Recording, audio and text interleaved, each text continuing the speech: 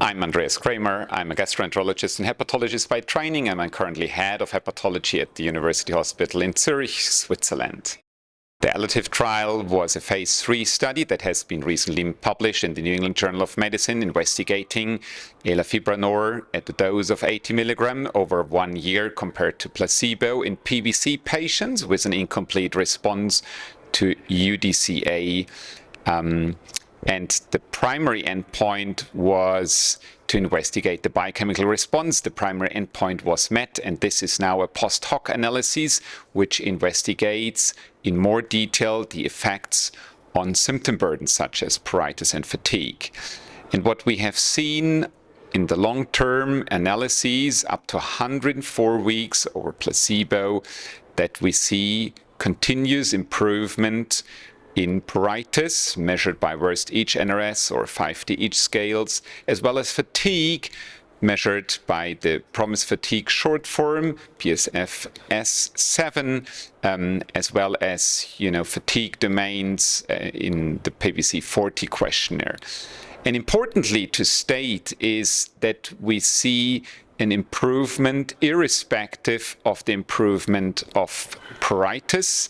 And at baseline, there are patients who suffer from moderate to severe fatigue irrespective of the presence of pruritus, which clearly indicates that fatigue can be present as an independent symptom.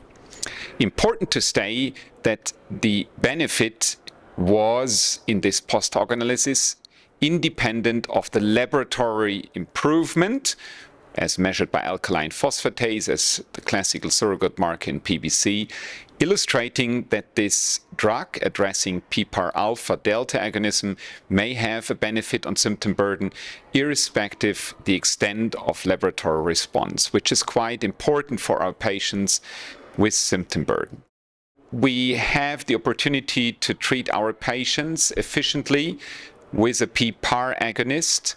The drug works rapidly within 4 weeks.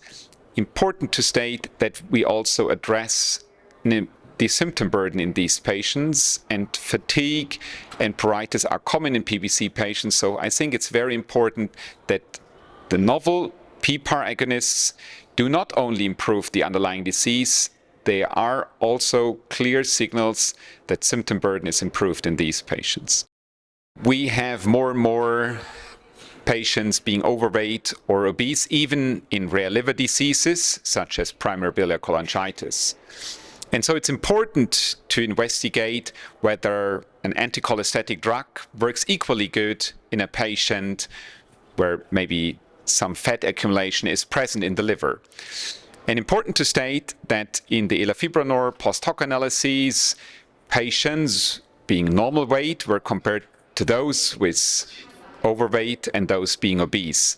And the treatment efficacy was more or less similar or comparable in the overweight and obese group compared to the non-overweight group, the normal weight group, which is reassuring and tells us that even if some kind of AASLD component is present in PBC patients, Elafibranor seems to be equally effective in this subgroup of patients.